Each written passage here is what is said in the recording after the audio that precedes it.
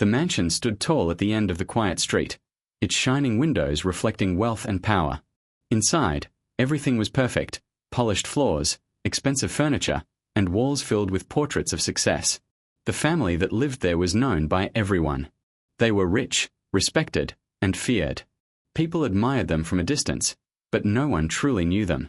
Behind the beauty of the house lived a cold truth. The family rarely smiled.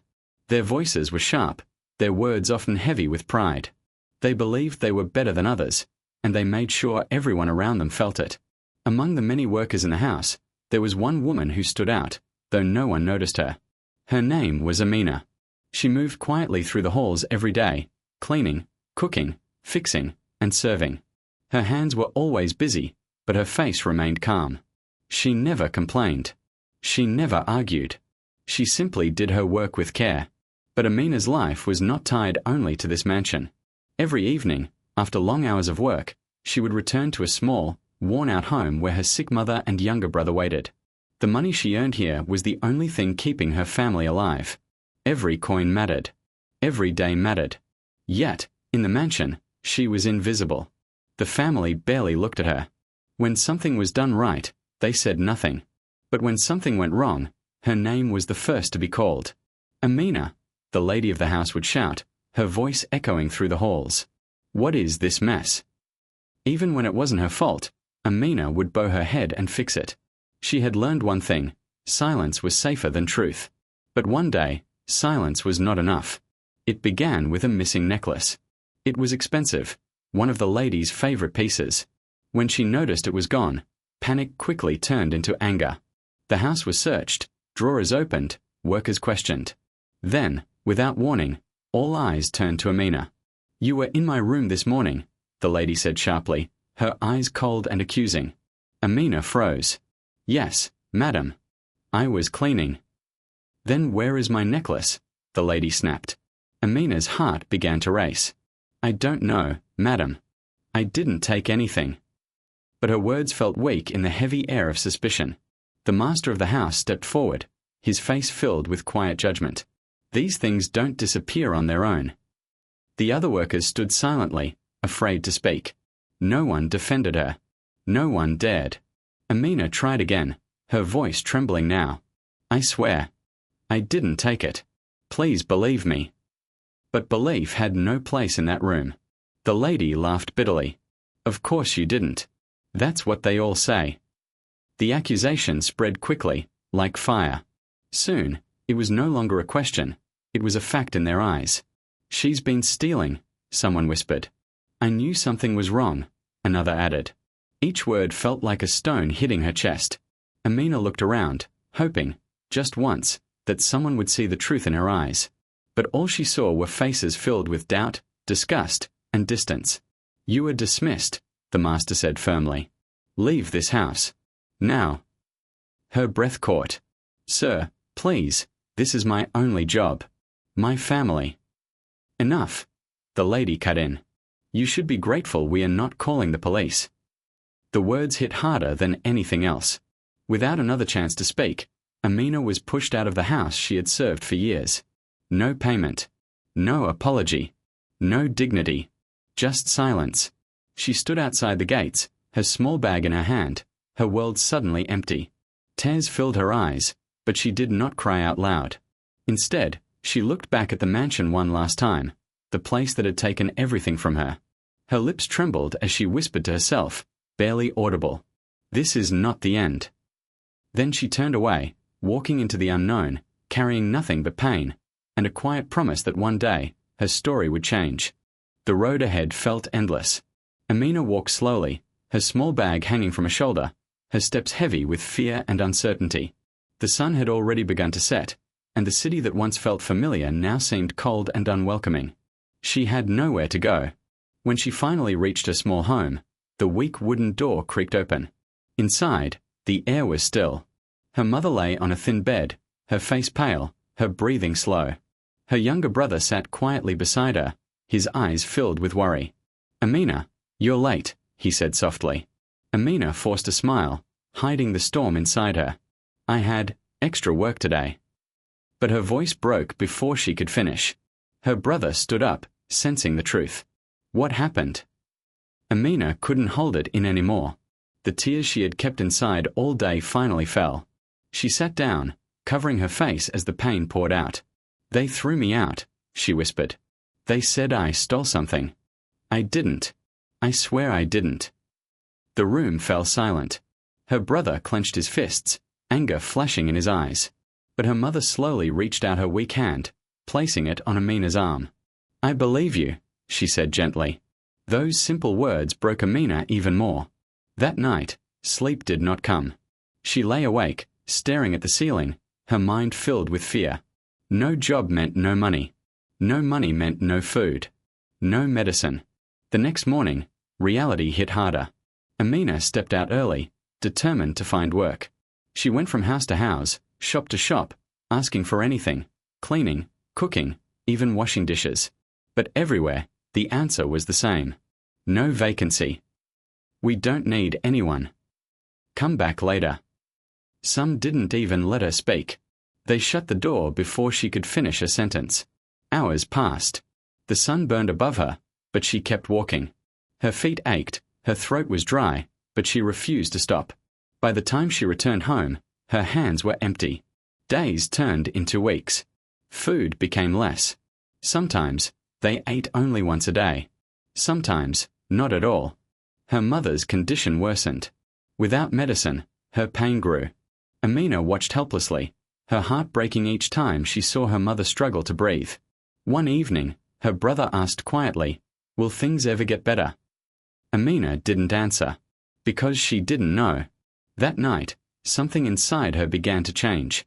She sat alone outside, her eyes fixed on the dark sky. Anger burned in her chest. The memory of the mansion, the accusations, the humiliation, it all came rushing back. "They destroyed everything," she whispered. For a moment, revenge felt like the only answer. She imagined going back, proving them wrong, making them feel the same pain. But then she thought of her mother, her brother. Revenge wouldn't feed them. Revenge wouldn't heal them. Slowly, her anger turned into something else. Determination. "I won't stay like this," she said to herself, her voice quiet but firm. "I won't let them decide my future." The next day, something unexpected happened. As she sat near a small roadside stall, exhausted and lost in thought, an older woman approached her. She had kind eyes and a calm presence. "You've been coming here every day," the woman said gently. "Looking for work." Amina nodded, too tired to speak. The woman studied her for a moment, then said, "I run a small sewing shop. It's not much, but I need help. The pay is low, and the work is hard." Amina's heart skipped a beat. "I'll do it," she said quickly, her voice filled with urgency. "I can learn. I'll work hard." The woman gave a small smile. "Come tomorrow morning." For the first time in weeks, Amina felt something she thought she had lost. Hope. That night, she still didn't sleep much. But this time, it wasn't fear keeping her awake. It was determination. She thought about the long road ahead, the struggles, the pain, the sacrifices she would have to make. But she also saw something else. A future. The next morning, as the first light of day touched the sky, Amina stood ready. Her clothes were simple, her hands still empty, but her heart was no longer broken. It was rebuilding. And as she took her first step toward the sewing shop, she didn't look back. Because deep inside, she knew. This was the beginning of something new. The sewing shop was small, quiet, and far from perfect. Its walls were faded, the machines old, and the work never seemed to end. But for Amina, it was more than just a job. It was a second chance. On her first day, her hands trembled as she sat in front of the sewing machine. The older woman, whom everyone called Madame Rahima, showed her the basics. The stitches looked simple, but when Amina tried, the thread broke again and again. "You must be patient," Madame Rahima said calmly. "Skill does not come in one day." Amina nodded, though her heart felt heavy. She needed money fast. She didn't have the luxury of time. Still, she stayed. Day after day, she practiced. Her fingers got pricked by needles. Her back ached from sitting long hours. Sometimes, her stitches came out uneven, and the finished clothes had to be redone. Each mistake felt like failure. But Amina refused to quit. At night, When she returned home, she would sit under a dim light and practice again using scraps of cloth. While her brother slept and her mother coughed softly in the corner, Amina kept working. Slowly, something began to change. Her stitches became straighter. Her hands became steadier. Her fear began to fade. Weeks turned into months. Amina started earning a small income. It wasn't much, but it was enough to bring food home again. Sometimes, she even managed to buy medicine for her mother. For the first time since losing her job, she felt useful again. But life did not become easy. One day, a customer returned angrily, complaining about a dress that had torn at the seam. Though the mistake wasn't entirely hers, Amina was blamed. "You are careless," another worker snapped. "Because of you, we will lose customers." The word stung. For a moment, the old fear returned. The same feeling she had in the mansion, the feeling of being judged, misunderstood, and small. That night, she almost gave up. "Maybe I'm not meant for this," she whispered to herself, her eyes filled with doubt. But then she remembered something.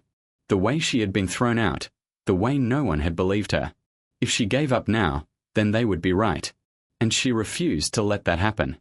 The next morning, she returned to the shop with a quiet fire inside her. Instead of avoiding work, she asked to learn more. "How do I make stronger seams?" she asked Madame Rahima. "How do I cut fabric properly? How do I fix mistakes?" Madame Rahima watched her closely, then nodded. "Good. You want to learn. That is how you grow." From that day on, Amina didn't just work, she studied. She observed every detail. She asked questions. She practiced until her hands felt numb. And slowly, her effort began to show. Customers started noticing her work. "This stitching is neat," one said. "Who made this?" another asked. Her confidence grew, little by little. Years passed. The small sewing shop expanded. With Amina's dedication and Madame Rahima's guidance, they began taking larger orders. Schools, offices, and even small companies started coming to them. Amina was no longer just a helper. She became the most trusted worker in the shop. But success brought new challenges. One day, a man approached her with an offer. "You are talented," he said smoothly. "Why stay in this small place? Come work for me. I will pay you double." For a moment, Amina felt tempted. Double the money could change everything for her family. But something didn't feel right. "Will I be treated with respect?" she asked quietly. The man hesitated, then gave a vague smile. "You will be paid well. That is enough." Amina shook her head. "No," she said firmly. "It's not enough." For the first time in her life, she chose dignity over desperation. Madame Rahima later smiled proudly. "You have grown, Amina. Not just in skill, but in heart." More time passed. Amina began helping manage the shop, handling customers, organizing work, and even training new workers. She learned how to deal with money, how to negotiate, and how to lead. Her world was changing. Then came the moment that changed everything. A large company announced they were looking for a supplier to handle uniform production. It was a big opportunity, something that could take the small shop to a whole new level. But the competition was strong. Many bigger businesses applied. Madame Rahima hesitated. "We are too small," she said. "We cannot compete with them." But Amina stepped forward. "We can try," she said. "We have quality. We have honesty. That matters." After some thought, Madame Rahima agreed. They worked day and night preparing samples. Amina checked every stitch, every thread, every detail. When the day came, she walked into the company office with quiet confidence. She was no longer the scared maid who couldn't defend herself. She was someone who had earned her place. Weeks passed after the submission. Then, one morning, the news arrived. They had won the contract. The small sewing shop was chosen over bigger companies. Madame Rahima could hardly believe it. Tears filled her eyes as she hugged Amina. "You did this," she said softly. "You changed everything." That contract brought growth beyond imagination. The shop expanded into a factory. More workers were hired. Machines were upgraded. The business grew stronger each year. And Amina rose with it. She became a manager, then a partner, and eventually, the face of the company itself. People respected her. People listened to her. But even as she stood in offices, signed contracts, and made decisions, she never forgot where she came from. She still remembered the cold streets, the hunger, the humiliation. But she carried those memories not as pain, but as strength. One day, as she reviewed a new business file, her eyes stopped. The name of the client made her heart skip. It was the same family. The rich family who had once thrown her out. Now, their company was struggling, and they were seeking help. Amina leaned back in her chair, her expression calm but her eyes filled with deep thought. Life had come full circle. And this time, she was no longer the one being judged. She was the one in power. The mansion still stood at the end of the street. From the outside, it looked the same: tall gates, shining windows, and wide balconies. To anyone passing by, it still looked like a place of power and success. But inside, everything had changed. The silence in the house was no longer peaceful. It was heavy. Years ago, the halls echoed with confident voices, sharp orders, and cold authority. Now, those same halls carried whispers of worry, arguments, and fear. The family that once had everything was slowly losing it all. It began with small cracks. A business deal failed. Then another. The master of the house, once known for his sharp decisions, started making careless mistakes. He trusted the wrong people, ignored warnings, and refused to accept advice. "I know what I'm doing," he would say, his voice filled with the same old pride. But the world had changed. And he had not. Money began to slip away. At first, they hid it well. They sold a property quietly. Then a car. Then some jewelry. Each loss was explained away with excuses. "It's just a temporary situation. We will recover soon." But deep down, they knew the truth. Things were getting worse. Inside the house, tension grew stronger each day.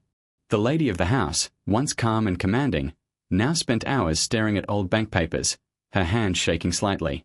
"How did this happen?" she whispered one evening, her voice filled with disbelief. No one answered.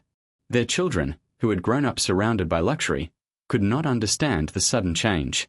"We can't sell this house," one of them argued loudly. "What will people say?" "What people?" the master snapped back. "The same people who have already turned their backs on us." The words cut deep. Friends who once filled their home with laughter and praise had slowly disappeared. Phone calls stopped. Invitations stopped. Respect had vanished. Because their wealth had vanished. The family that once looked down on others now found themselves alone. And the pressure only grew. Bills piled up. Workers left when they stopped getting paid. The house, once spotless, began to lose its shine. Dust gathered in corners. Lights were turned off to save electricity.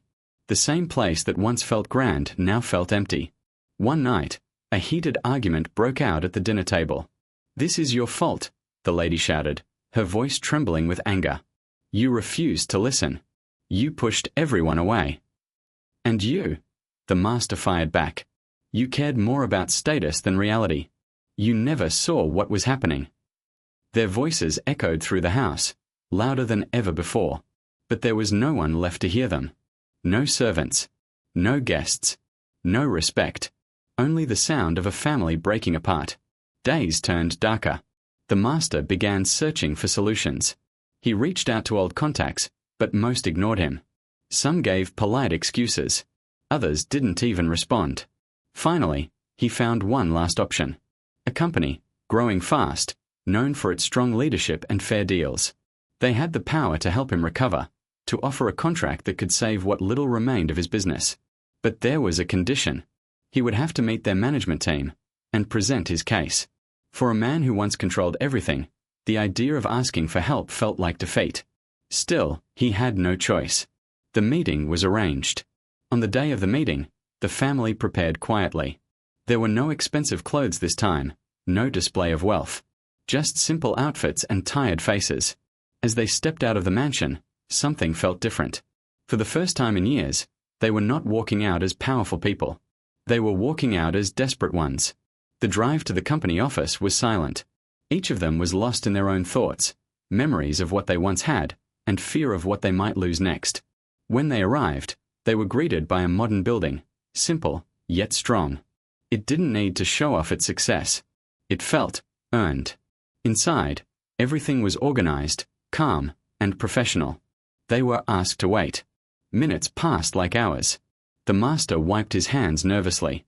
The lady avoided eye contact with everyone around her. For the first time, they felt small. Finally, a staff member approached them. "You may come in now," he said politely. They stood up, their steps slow and uncertain. As they walked toward the meeting room, none of them realized one thing. The person they were about to face was not just someone powerful.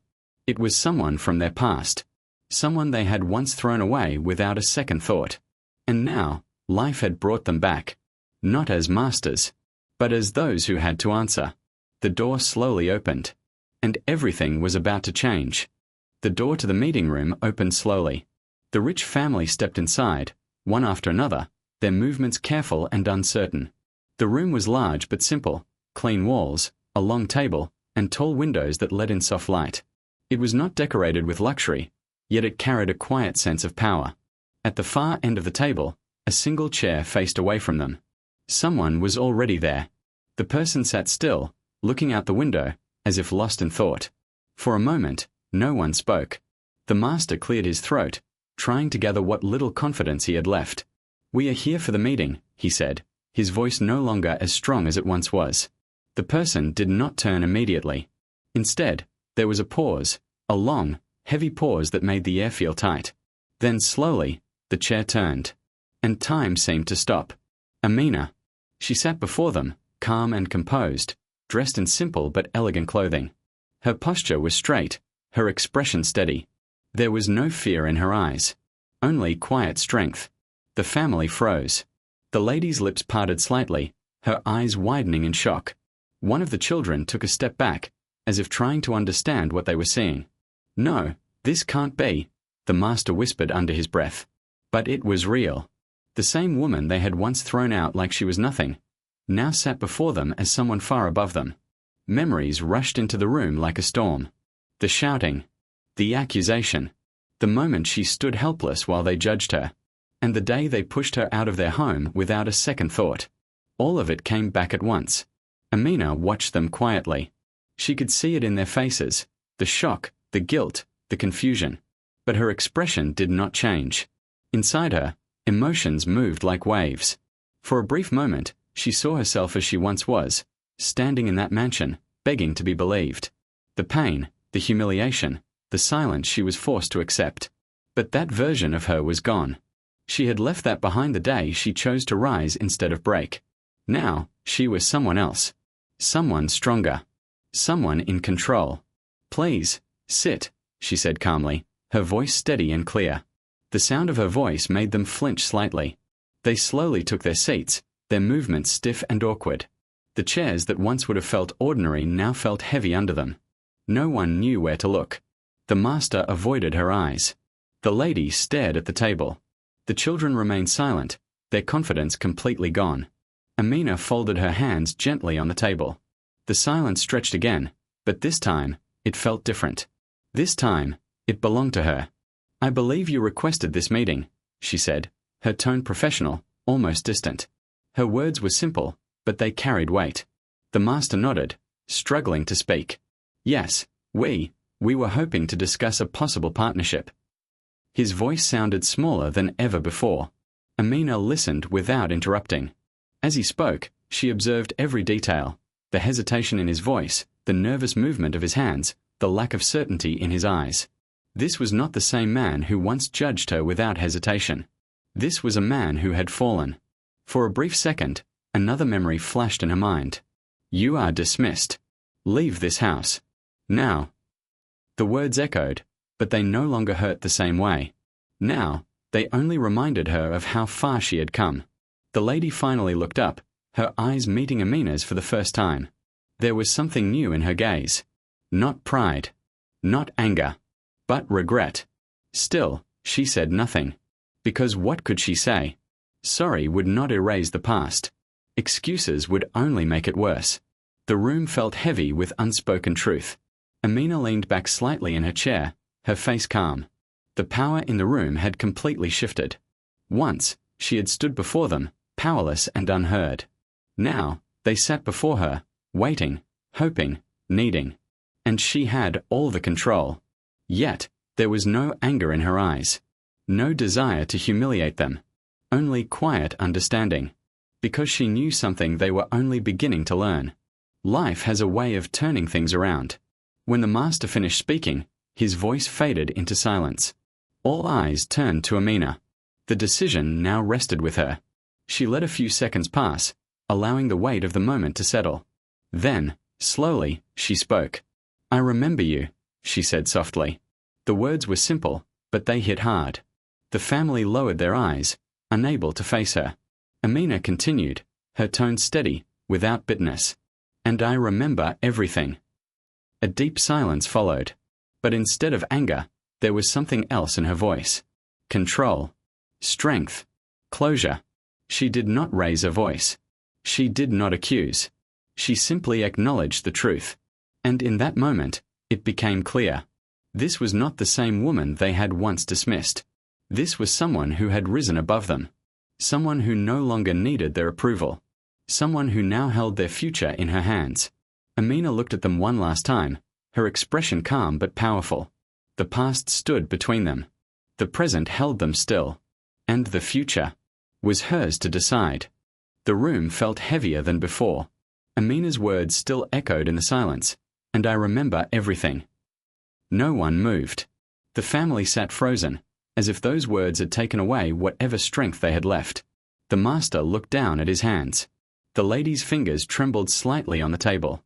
Even their children, who once carried pride in their posture, now sat quietly, unsure of where to look. Finally, the master spoke. We didn't know," he said slowly, his voice uncertain. "There must have been some misunderstanding back then." His words sounded weak, even to himself. Amina watched him calmly, her eyes steady. "A misunderstanding," she repeated softly. The lady quickly added, her voice shaking. "The necklace was missing. We were under pressure. Anyone in our place would have reacted the same way." For a moment, it seemed like they were trying to hold on to something, some excuse, some reason that could make their actions feel less wrong. But the truth did not move. Amina leaned slightly forward, her hands still folded, her voice calm but firm. "I was there," she said. "I remember how it happened." Her words were not loud, but they carried weight. "I remember trying to explain. I remember asking you to listen." She paused for a second, her eyes meeting theirs. But no one did. The room fell silent again. Each word she spoke felt like a mirror, forcing them to see what they had done. "I remember standing in front of all of you," she continued, her voice steady, "while you decided I was guilty, without proof, without even a moment of doubt." The master shifted in his seat, unable to hold her gaze. Amina did not raise her voice. She did not show anger. But her calmness made the truth even harder to ignore. "You didn't just take my job," she said quietly. "You took my dignity." The words hit deep. The lady's eyes filled with tears, but she quickly looked down, unable to face the weight of what she was hearing. Amina continued, her voice soft but clear. "I walked out of your house with nothing. No money. No respect. Just shame." For a brief moment, her voice almost broke, but she steadied herself. "I had a sick mother at home. A younger brother who depended on me. And that day, I had nothing to give them." The silence that followed was unbearable. This was no longer just about a mistake. This was about the pain they had caused. The consequences they had never thought about. The master slowly lifted his head, his face filled with regret. "We didn't realize," he whispered. "We didn't think it would affect you like that." Amina looked at him, her expression unchanged. "That's the problem," she said gently. "You didn't think." Her words were not meant to hurt. They were simply true. The family sat there, their pride slowly breaking apart. For the first time, they were not defending themselves. They were listening. Really listening. The lady finally spoke again, her voice trembling. "We were wrong." It was a simple sentence, but it carried years of silence behind it. Amina said nothing. She let those words sit in the room, letting them feel their weight. "We judged you," the lady continued, her tears now falling freely. "We treated you like you didn't matter." Her voice broke. "I'm sorry." The apology hung in the air. But Amina did not react immediately, because this moment was not about quick forgiveness. It was about truth, about understanding. She took a slow breath, her eyes softening slightly, not with weakness, but with clarity. "I don't need your apology to move forward," she said calmly. "I already did that on my own." The family lowered their heads. Her strength made their guilt feel even heavier. "I worked hard for everything I have now," she continued. "Not because of what you did, but in spite of it." Each word was steady, controlled. "I chose to rise. I chose to become better, not bitter." The room fell into silence once again. But this silence felt different. It was no longer filled with tension. It was filled with realization. The family was no longer powerful, no longer untouchable. They were simply human. And for the first time, they truly understood the damage they had caused. Amina leaned back slightly, her expression calm. The truth had been spoken. The past had been faced. And now, there was nothing left to hide behind. Only the choice of what comes next. The room was still. After everything that had been said, after every truth had come to light, only one thing remained. A decision. All eyes slowly turned to Amina. The family sat quietly, waiting. Not with pride, not with confidence, but with hope mixed with fear. For the first time in their lives, their future depended on someone they had once treated as nothing. Amina felt the weight of the moment. Inside her, two voices quietly clashed. One reminded her of the pain, the hunger, the sleepless nights, the helpless tears. It whispered that this was her chance to give them a taste of what they had given her. But the other voice was calmer, stronger. It reminded her of who she had become. Amina took a slow breath and looked at them carefully. She saw more than just the people who had hurt her. She saw fear in their eyes, regret in their silence, and something else. Change.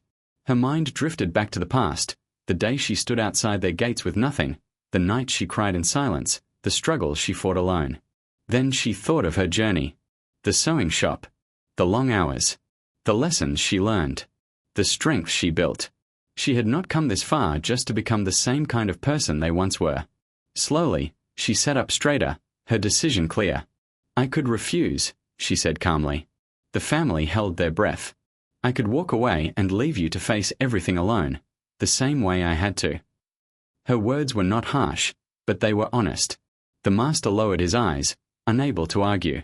They knew she had every right. Amina paused for a moment, letting the truth settle. Then she continued, "But I won't." The room shifted. The family looked up, surprised. Amina's expression remained calm, but firm. "I will give you a chance," she said. "Not because you deserve it, but because I chose to become better than the pain I went through." Her words carried quiet power. "But this is not a gift," she added. "This is a responsibility." She leaned forward slightly, her voice steady. "If we work together, things will be different. There will be honesty. There will be respect. And there will be accountability." The master nodded quickly, his voice low. "We understand." "No," Amina said gently. "You are learning." The difference was clear. The lady wiped her tears, her voice soft. "We won't make the same mistake again." Amina studied them for a moment, then gave a small nod. "This is your second chance," she said. "What you do with it is up to you." The tension in the room slowly eased.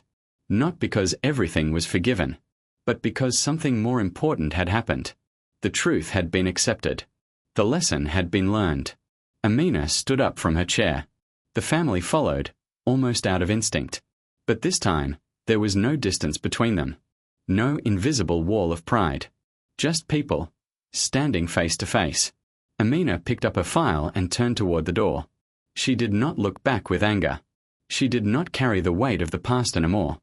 As she walked out of the room, her steps were steady, her heart light. She was no longer the girl who had been thrown out without dignity.